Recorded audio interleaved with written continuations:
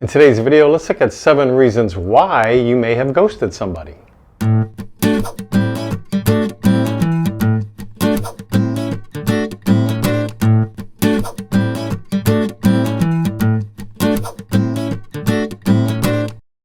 ghosting is kind of a trend now. You hear a lot about it. A lot more people are doing it. It's almost like a fad or a popular thing to do. You just walk away when you're done with something.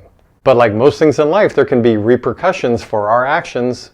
One of my most popular videos that I did a couple of years ago is what ghosting is really all about. You can check that out. I'll have the link in the description box below. Now, first off, let me say that we need to ghost somebody if we're feeling any kind of danger to our life, a major threat of some sort. The safest thing to do may be to indeed ghost them. You just need to get away. But barring these extreme examples, let's look at the other 95% of examples where people just use it perhaps as a way to run from something. It sets up a dangerous precedent when we do that in life, because if we can do it over here in this one area of our life, and it feels good and we avoided dealing with something, we didn't have to look at any of our feelings, then we may do that with something that we really do have to deal with in our life. For example, a difficult coworker that we have to see every day. A talk with a parent who is always infringing unhealthy boundaries on us. Having a difficult talk with our boyfriend or girlfriend. There's many things in life where we have to deal in that gray area, that messy area.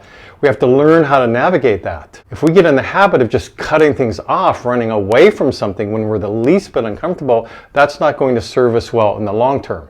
And also for somebody who's ghosting a lot, we can't help wonder if that connects to childhood in terms of, for example, an avoidant attachment, a bonding issue that stems from childhood. So there's a lot of deeper issues here potentially that we can learn from, but how can we learn from them if we're just running away from everything, cutting everything off? In addition, it can also be a form of emotional cruelty, depending on why we're doing it. That'll come up in these 7 reasons, these 7 questions to ask yourself that I'm going to explore right now. So number 1, if you're getting ready to ghost somebody or have ghosted somebody, ask yourself, what are you afraid of confronting? There's got to be something there, something that you don't want to deal with. Ask yourself honestly what that's about. If you can't name it, then that's a big problem, because it'll likely just repeat itself as you go forward in your life. Something's making you uncomfortable. You don't want to see it for what it is. You'll repress it. Guess what? It's going to pop up again in the future. Which leads to number 2. Does it somehow make me feel like I'll be in control? I'll have more power? Like I'm going to have the upper hand in this situation? Now again, unless somebody's feeling physically threatened, then we need to learn how to deal with feeling and sensing we don't have an upper hand. How are we going to work through that with the person, and how do we lift our own self-esteem to where we feel like we're more on an even playing field with somebody, that nobody has a one-upness, right? We're all here together, especially in a romantic relationship. We have to be able to work through this. So if controlling or power or one-upping is your goal, that likely is going to come back to haunt you at some point in your life. Number 3, what is it about my own self-esteem, my own self-love, that I really don't want any sense of closure with this particular situation? Are you treating somebody the way you would like to be treated? So we can flip it around and do an empathy check. What's it like for you when you have felt abandoned or left behind, or like you didn't matter? So are you doing this to others because this indeed was done to you in the past? So this may lead then to somebody not having the self-esteem, the self-love to seek out closure, because they don't know what closure looks like. They may be afraid of closure.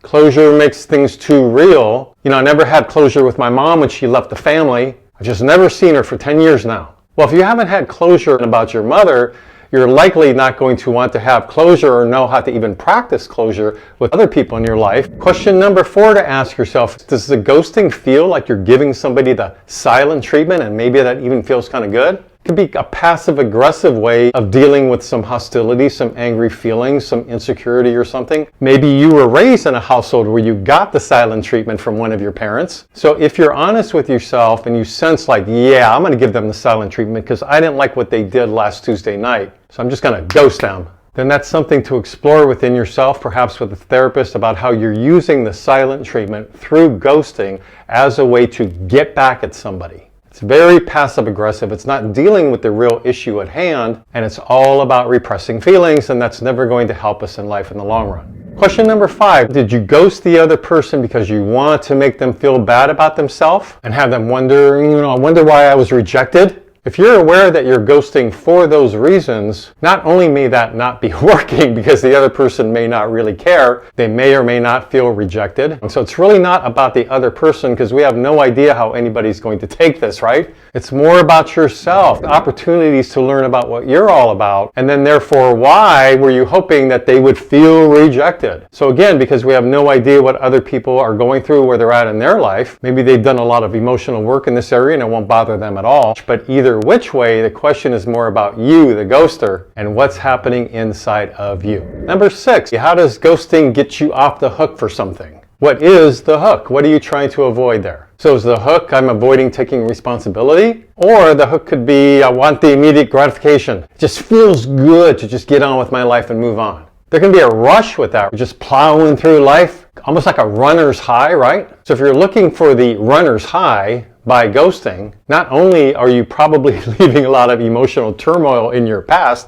burning a lot of bridges, but you're burning a lot more bridges with yourself. You're not respecting yourself. You're not showing yourself any self-love. In this case, everything is about what's next, what's next, what's next, versus just staying and living and being in the present moment, being comfortable with the present moment. And lastly, number 7, vulnerability is something we all feel as human beings. We have to work with that, not just run away from it. It makes me uncomfortable to show my vulnerability, to show that I don't have all the answers. I don't know what to say right now. So there's a lot to learn here. There's no real judgments. This is about exploring what's being more commonly done now. And if we really want to grow as a person, we're going to have to dig in there and try to understand this a little more deeply. And are there more that you'd like to list in the comment section below? Please do so, and please feel free to subscribe to my mental health YouTube channel if you like these kind of videos.